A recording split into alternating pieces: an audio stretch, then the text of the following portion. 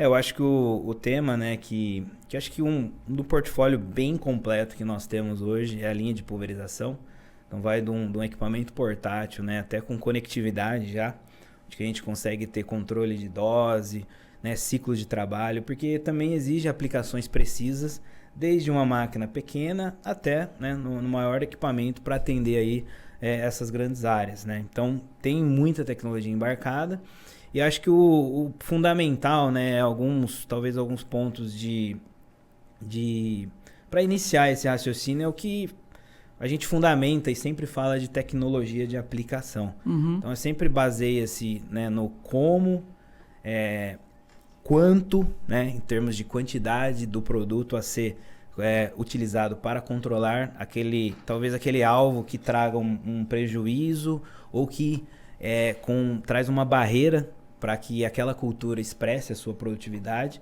Então, o objetivo mesmo é dessas soluções trazer naquele momento certo, né, na hora certa, aquela dose recomendada que nós chamamos de quantidade certa, né, a depositar num alvo que normalmente é a cultura ou até aquelas pragas que estão ali presentes e que, para que a gente consiga expressar esse potencial, é fazer o controle num nível de dano econômico linear, né?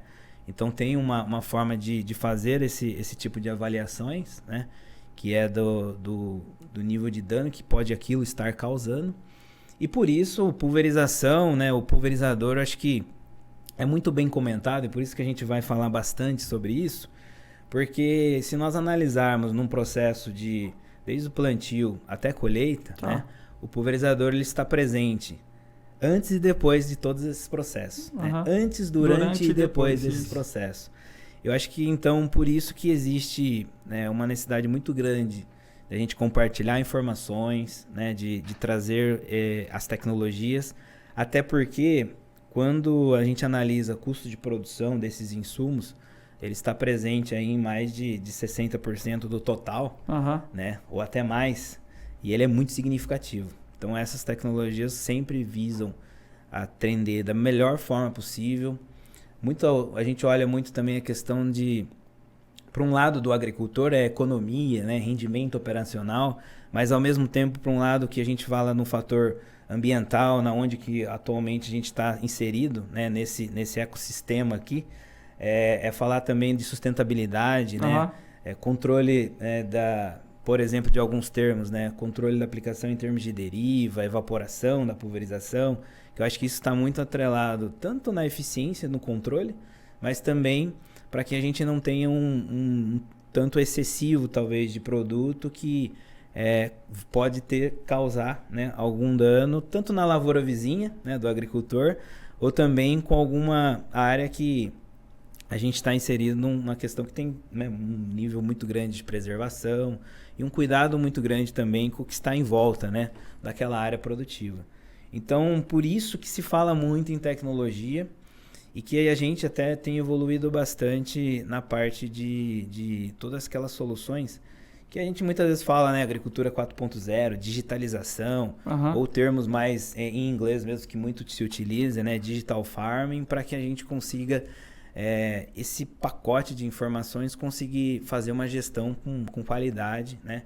E dado as outras atividades que muitas vezes eu acho que o empresário agrícola ele tem que fazer, né?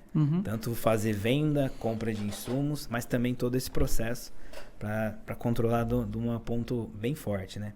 Então aí acho que se inicia, acho que colocando uma ideia do equipamento.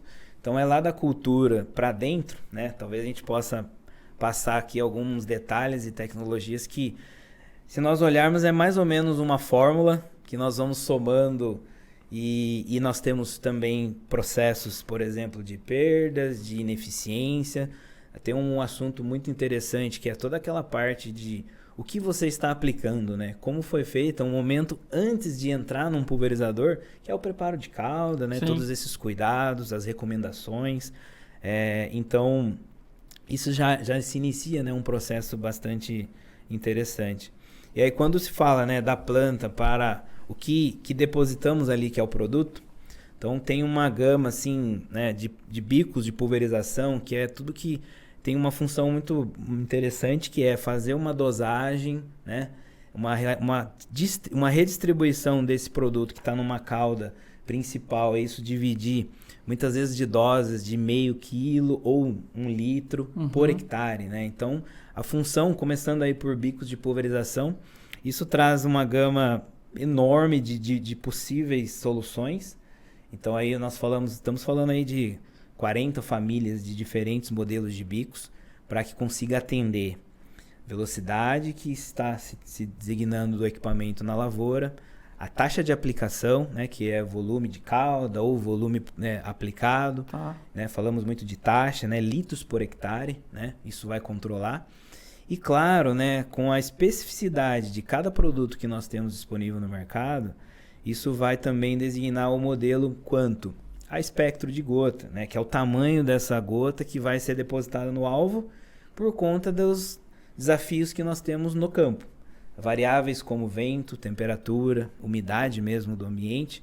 Eu acho que isso traz, né, uma especificidade bastante grande no momento da aplicação. Diante dos perfis de agricultores, nós temos agricultores que têm áreas, né, desde 5, né, 40 ou até grandes, né, empresários agrícolas que passam aí de seus 20, 50 mil hectares. Acho que diante disso o perfil é muito diferente. Então a nossa preocupação e acho que o nosso objetivo como empresa é ofertar, né, soluções que tenham um pacote tecnológico bastante diferente nas suas linhas, diferentes linhas. Mas a hora que a gente olha o pacote tecnológico, a hora que a gente olha o bico de pulverização, ele está presente em todas as linhas. Então ele tem uma função extremamente importante e que isso vai trazer design, vamos trazer também formas, toda a parte do conhecimento que a indústria de produtos fitossanitários compartilha e alinha com a indústria de equipamentos, máquinas. Acho que isso é muito importante para que a gente tenha a solução da melhor forma possível para o agricultor. E para isso tem que ter muito conhecimento, tem que ter muito compartilhamento de informações, que vamos trazer aí, né, soluções da melhor recomendação, né, que definindo, né, basicamente sim, tem no desenvolvimento de bicos, se trabalha com normas, e dessas normas trabalhamos com espectros de gota, formato de jato, né, as vazões designadas para cada família de produto, para família de bico, e disso vai encaixando nesses perfis de agricultores que o objetivo é realmente controlar no final, né, desse momento, assim, ó, tive eficiência na aplicação, qualidade. E diante disso, outras tecnologias visam, né, trabalhar nesse controle. Quando a gente olha na barra de pulverização, que muitas vezes vai desde 12 metros, né, até 42 metros de barra, né, uma extensão bastante grande. E então, nesse momento, a gente já começa a somar algumas coisas, né? Nós temos o bico, né? Toda a questão de gota, aplicação, pressão de trabalho nas velocidades que o equipamento está. E aí nós já entramos também, por exemplo, altura de barra, né? Distância da barra no alvo, estabilidade dessa barra para fazer uma aplicação uniforme, né? Para ter uma qualidade de deposição de produto, né? Numa condição, né, mais próxima de questão de uniformidade, quando a gente estiver trabalhando com área total, ou agora com tecnologias que nós já estamos, né, atuando com uma aplicação em áreas que são específicas e necessárias para a deposição desse produto. Então, através muitas vezes de uma correlação de mapas, né, de aplicação, isso já trabalha não de forma, vamos lá, aplicar uma definida dose uniforme. Muitas vezes existe também o desafio, né? E nós vamos começar, já estamos trabalhando com, por exemplo, aplicação em taxa variável, né? Então a barra, né, estabilidade, altura, isso vai ajudar com o que, por exemplo? Se nós tivermos uma condição de temperatura, umidade, um vento que é variável ao longo de todo o momento, a janela de aplicação, a estabilidade de barra é muito importante, também com o espaçamento do bico, né? Que nós temos variáveis aí. Normalmente nós temos em barras 350 ou 500 milímetros, 35 ou 50 centímetros de espaçamento, né? A gente discute muito isso, que traz um benefício de qual é o ângulo de projeção desse bico. Então isso também tem alguns parâmetros para a tomada de decisão na escolha melhor, né, do espectro de gota necessário para o tipo de produto. Então qual bico nós vamos utilizar?